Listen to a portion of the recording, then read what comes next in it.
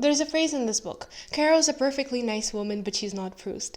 Maybe I'm imagining or misremembering this. It's been a whirlwind few weeks, but when I saw this review, I just had to include it in my review because, yes, Carol is not Proust, and neither is Shipstead, but I don't think that makes Great Circle any less enjoyable. There's only one Proust for a reason. Yes, it's not a meandering walk through Europe or rumination on time, with passages infused with beauty and culture, but it does leave an impression on you. It's not the philosophical passages on music and art and loving someone and they don't love you back and on love in general, but it does leave an impression. For me, at least, it did. It leaves the memory of an exhilarating flight, of a woman braving her fears, of a woman taking charge of her own destiny and refusing to be dragged down. And it's a testament to all the women who did that, who seized life, and women like Judith, Shakespeare's sister. Please get that reference. Where to begin? At the beginning, of course, but where is the beginning? I don't know where in the past to insert a marker that says, here. Here is where the flight began, because the beginning is in memory, not on a map.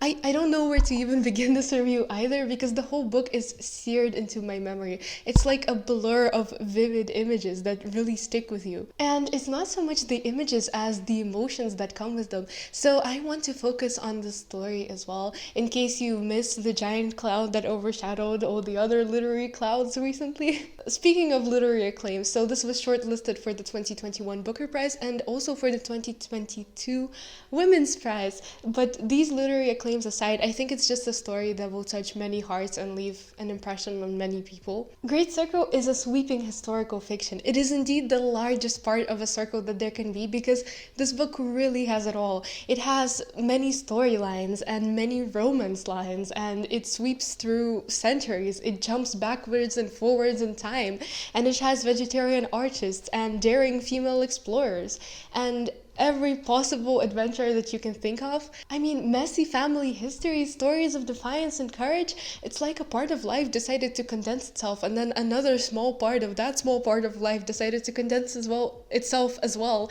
until we just have something very real that represents the whole. Like a strange sort of synecdoche that's not quite representing of the whole, but still very close. The central character is Marion Graves, who disappeared when flying a great circle.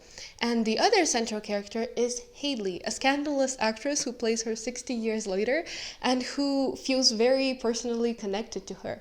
She's playing her in a film and she feels connected to her because her own parents died in a plane crash and she was raised by an uncle, and so it feels very personal. And as she's trying to sort out her own story, she finds herself pulled deeper and deeper into Marion's as well. This is a huge book and slow to start. It felt like we were plunging nose deep into ice water, and I felt a headache coming on because there were so many characters. And like, don't get me wrong, of course it's nothing like Russian literature where there's a million characters and their names all begin with the same letter, but it was still tough because you look at this brick of a book and you think, if this is the way it's going, this is going to be tough. But it's not. After a little turbulence, you really start to feel the story, and this is a story that many people will feel. All the women who were told that they're doing a man's job, all the men who were told they're too sensitive, all the people who worked really hard and achieved their goals, or maybe all the people who worked hard and didn't achieve theirs. Marion lives in the 20th century and she desperately wants to be a pilot, but her family has neither the means nor the desire to let her go to be a pilot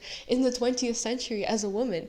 And she works hard, she dresses like a man, and she gets jobs transporting alcohol because it's during the time of the Prohibition. So can you imagine how many nerve-wracking journeys she has to take just to have things pull her down, life pull her down as she strives to achieve her goal of flying high in the sky? It's really 2 steps forward, 1 step back. And her brother is a vegetarian artist who falls in love with a girl who's from a different class than his. And it's a big story, and I think that if you can identify with at least one of the things I mentioned, the 600 pages, as absorbing as they are, will fly by very quickly. And again, yes, it's not Proust. Yes, the writing is not something extraordinarily exceptional or something like that, but it will pull you in, and it does accomplish its job because you will be right there alongside Marion feeling. And Yes, you will feel all the injustices, but you will also feel all the dark things that Marion experiences. Consider this your trigger warning. Sorry, I know this review is a bit all over the place, but frankly, it's because I'm a bit all over the place after this book, and I don't want to bore you. Because I think the actress POV can do that. If Marion's life is a vivid image, like I said, almost a blur because of the richness of everything that she experiences, because of all the emotions, Hadley's just simply pales in comparison.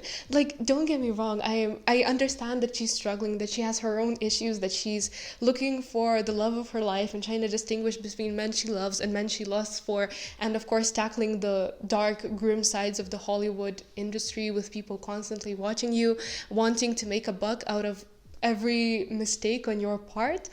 But still, compared with the adrenaline of literally being high in the sky and at any chance you could plummet to your death, it doesn't have that same level of empathy. It doesn't elicit the same response from the reader. The book has a lot of switches from Marion's POV and her time to present day, and of course with all the mistakes and the successes that Marion's making, Hadley's life, the switch just feels inorganic because the writing style and the tone changes as well, and it just feels like somebody is constantly changing the channels and we can't really watch a show properly. Not to mention the switch naturally took quite a few pages because you can't just be like, Hadley's doing this and then getting back to Marion.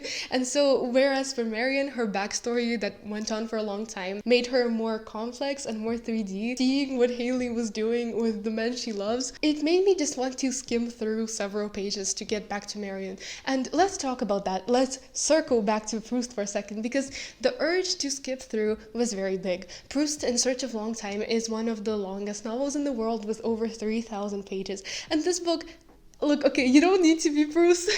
You don't need to try and get so much done, because sometimes it just felt unnecessarily long. Of course, it's not as long as Proust, but still, in my opinion, it needed slimming down. And please don't come at me for this. This is just a very personal reflection.